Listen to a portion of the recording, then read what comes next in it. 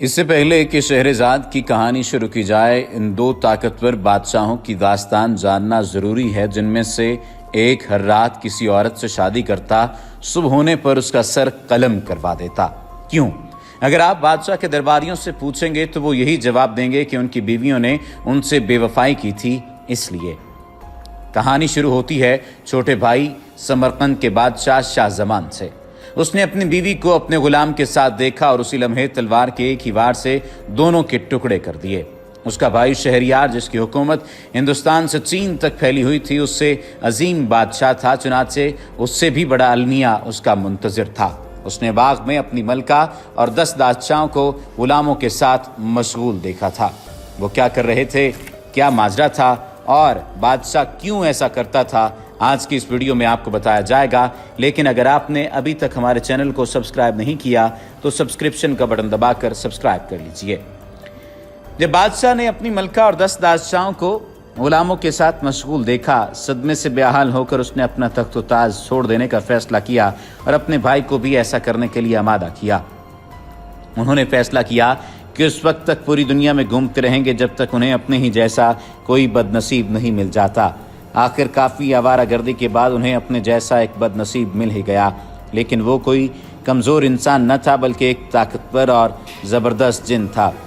وہ جن اپنی عورت کو 7 تالوں میں مقفل رکھتا، پھر بھی عورت نے اسے 570 بار دھوکہ دیا اور ہر دھوکے کی نشانی اس نے ان مردوں کی انگوٹھیوں کی شکل میں محفوظ رکھی تھی۔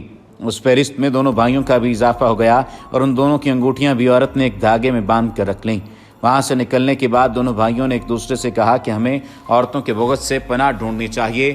پھر دونوں شہریار کی سلطنت واپس آ گئے۔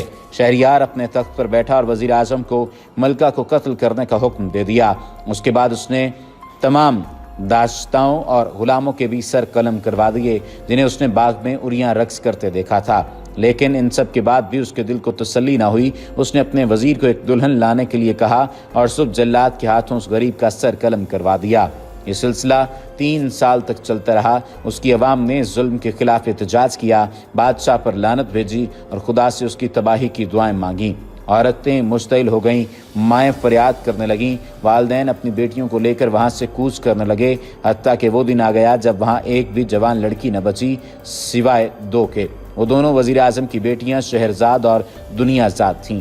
کہانی کا یہ رخ آپ بادشاہوں خوش آمدیوں کے منہ سے سنیں گے جن کا غلبہ تمام درباروں پر ہوتا ہے، لیکن اگر آپ کو کہانی کا دوسرا رخ سننا ہے تو ان خاندانوں سے سنیں جن کی بیٹیاں بادشاہ کی خونی پیاس کی بھینٹ چڑھ گئیں۔ وہ آپ کو بتائیں گے کہ دونوں بادشاہ دراصل نامرد تھے، انہیں کسی عورت سے شادی نہیں کرنی چاہیے تھی، لیکن تخت و تاج کے ایک وارث کے لیے عوام کے بے پناہ دباؤ میں آ کر انہوں نے شادی کی حامی بھر لی، یہ سوچ کر کہ انہیں ایک ایسی عورت جو افشا نہیں کرے گی ان کا راز، ایسی عورت مل بھی جاتی، کیونکہ اکثر عورتوں کی شادی نامردوں سے ہو جاتی ہے اور تمام عمر اپنے خاوندوں کی جوان مردی کی تعریفیں کرتے گزار دیتی ہیں، لیکن وہ صرف نامرد نہیں تھے، ساتھ ہی بزدل بھی تھے، اور چونکہ وہ خود کبھی کسی کے ساتھ وفادار نہیں رہے تھے، چنانچہ وہ اپنی بیویوں پر بھی بھروسہ نہ کر سکے۔ بالآخر انہوں نے بھی وہی راستہ اپنایا جو ان جیسے بزدل مرد اپناتے ہیں، تشدد کا راستہ۔ وہ اپنی آرام گاہ سے باہر تو بادشاہ تھے مگر اندر چوہوں سے بھی بدتر تھے، چونکہ وہ نہیں چاہتے تھے کہ یہ راز کسی پر کھلے، چنانچہ انہوں نے اپنی ہر دلہن کو جلاد کی تلوار سے خاموش کر دیا۔ 3 سال تک یہی سب چلتا رہا۔ پھر ایک دن انہیں شہرزاد کی شکل میں اپنا مقابل مل گیا۔ وہ خوبصورت تھی، ہوشیار تھی، اس نے کتابیں پڑھی تھیں، اس کے پاس ایک ایسا ہنر تھا جو کسی مرد کے پاس نہیں ہو سکتا، اور وہ تھی طاقت، ایک عورت کی نرم و نازک طاقت۔ اس کی بہن دنیا زاد بھی اسی کی طرح ہوشیار اور خوبصورت تھی، اور اپنی بہن کی طرح عورت کی طاقت سے خوب واقف تھی اور اس کا استعمال بھی خوب جانتی تھی۔ ان دونوں نے مل کر بادشاہ شہریار کو سبق سکھانے کا فیصلہ کیا، لیکن ان کا باپ وزیر اعظم بھی ایک مرد ہی تھا۔ وہ نہیں جانتا تھا کہ یہ نرم و نازک طاقت آخر چیز کیا ہے اور اسے ایک زبردست بادشاہ کو کیسے شکست دی جا سکتی ہے۔ جب شہریار نے اسے اپنی بیٹیاں شادی کے لیے پیش کرنے کا اشارہ کیا تو وزیر کے پاس آسان ترین راستہ یہی تھا کہ سلطنت سے فرار ہو جاتا۔ شہرزاد نے اس آزمائش کے لیے تیاری پکڑی۔ سچ تو یہ ہے کہ وہ اسی دن سے اب اس موقع کا انتظار کر رہی تھی جب سے بادشاہ نے اپنی خامی چھپانے کے لیے معصوم عورتوں کا خون بہانا شروع کیا تھا۔ اس نے اپنے والد سے کہا، میرا مشورہ ہے کہ آپ میری شادی بادشاہ سے کر دیں، یا تو میں پتہ یاب ہو کر زندہ رہوں گی یا پھر مرنے سے پہلے اسے تباہ کر جاؤں گی۔ تم نہیں جانتی کہ کیا مانگ رہی ہو؟ وزیر نے کہا، मैं तुम्हारा बाप हूँ, मैं अपनी बेटी को मौत की जानिब जाते हुए नहीं देख सकता। अपनी माँ से कहो सामान बांधे, हम भी दूसरों की तरह ये मुल्क छोड़ देंगे। नहीं, मेरा खून इन सैकड़ों मजलूम औरतों से कीमती नहीं जो इस पागल बादशाह की आन पर या इसकी इज्जत नफ्स पर कुर्बान कर दिया जाए। शहरजाद ने जवाब दिया, मैं भी शायद इन्हीं की तरह मारी जाऊं, लेकिन इससे पहले मैं इस मकरूह खेल को ख़त्म करके जाऊंगी। तुम बादशाह के गज़ब से वाकिफ़ नहीं हो, लेकिन मैं जानता हूं क्योंकि मैं उसका वज़ीर हूं। वज़ीर आज़म ने कहा, मैं बादशाह के गज़ब से तो आशना नहीं, लेकिन एक औरत की ज़हानत से वाकिफ़ हूँ। शहरजाद ने जवाब दिया, मुझे इस नेक काम के लिए तैयार कर दें। वो मुझे मार सकता है तो मार दे, मैं एक शहीद की मौत मरूंगी। इससे पहले कि हम कहानी आगे बढ़ाएं, मैं आपको एक राज बताना चाहता हूँ। एक औरत की नर्म नाजुक शख्सियत को देखकर ये अंदाज़ा न लगाया जाए कि वो बिल्कुल किसी काम की नहीं है, यानी उसे किसी चीज़ का इल्म नहीं है। वो कुछ कर सके या ना कर सके, वो एक मर्द को ज़ाहिरी तौर पर जान जाती है। एक औरत की नर्म नाजुक ताकत के आगे हर मर्द नामर्द बन जाता है। ये ज़हनी कमज़ोरी है, जिस्मानी नहीं, और तमाम मर्दों में ये कमज़ोरी मौजूद होती है। शादी के लिए शानदार तैयारियां की गईं। शहरजाद का लिबास सुनहरे धागों से तैयार किया गया। उसके लिए समंदरों से मोती खोज कर लाए गए। उसके ग्लोबंद में अंडे के बराबर हीरा सजाया गया। पूरी सल्तनत और दुनिया भर से चुनकर इत्र उसकी खिदमत में पेश किए गए। उसे मज़ीद खूबसूरत बनाने के लिए कई दिनों तक तरह तरह की जड़ी बूटियाँ, तेल और महलूल उसके जिस्म पर मले गए। मेहंदी के खूबसूरत और नाजुक नक्श से उसके हाथ और पैर सजाए गए। शादी की रात दुल्हन की सेज दूर दराज के बागों से लाए गए फूलों से सजाई गई और कमरे के चारों कोनों और बिस्तर के नीचे खुशबूदार गावलोबान भी जलाए गए। वो चाहता था कि लोग ये समझें कि रोज़ाना एक कवारी लड़की से शादी करके दूसरी सुबह उसे कत्ल करवा कर वो उन सबको एक बहुत बड़ी बुराई से बचा रहा है। यानी बादशाह यही बात किया करता था और यही बात चाहता था। खैर, आप ये न समझें कि ये सब बादशाह के हुक्म पर हो रहा था। वो शादी की रात से ज़्यादा उसके बाद आने वाली सुबह की तैयारियों में दिलचस्पी रखता था। दुल्हन का सर कलम करने के लिए सबसे वजनी और तेज़ तलवार का इंतखाब किया गया और उसका खून जमा करने के लिए बड़े बड़े बर्तन फर्श पर रखे गए। बादशाह बजाते खुद हर दुल्हन के लिए जल्लाद का इंतखाब करता। जितनी ज़्यादा खूबसूरत दुल्हन होती, जल्लाद उतना ही ज़्यादा खूंखार होता। सर कलम होने के बाद खुसूसी मुलाजिम फर्श की सफाई पर मामूर थे। बादशाह चाहता था कि जुल्म के तमाम निशानात मिनटों में साफ कर दिए जाएं। उसने अपने पागलपन को एक एहसान का तासुर देने की कोशिश की। वो चाहता था कि लोग समझें कि वो बहुत बड़ी बुराई से बचा रहा है। वो न सिर्फ ये चाहता था कि जुल्म के तमाम निशानात मिट जाएं, बल्कि उसने ये भी यकीनी बना दिया कि बाहर की दुनिया को महल के अंदर होने वाली कार्रवाइयों की भिनक भी न पड़े। किस तरह दुल्हनों को आरामगाह से बाहर घसीट कर निकाला जाता है, किस तरह वो अपनी ज़िंदगी बख्शने के लिए गिड़गिड़ाती हैं और किस तरह ज़िबा हो जाने के बाद भी उनके जिस्म ज़िंदगी की तरफ लौटने के लिए देर तक फड़फड़ाते रहते हैं। किस तरह इस पास की सरजमीन और बाज़ औक़ात बादशाह का लिबास भी खून से सुर्ख हो जाते हैं।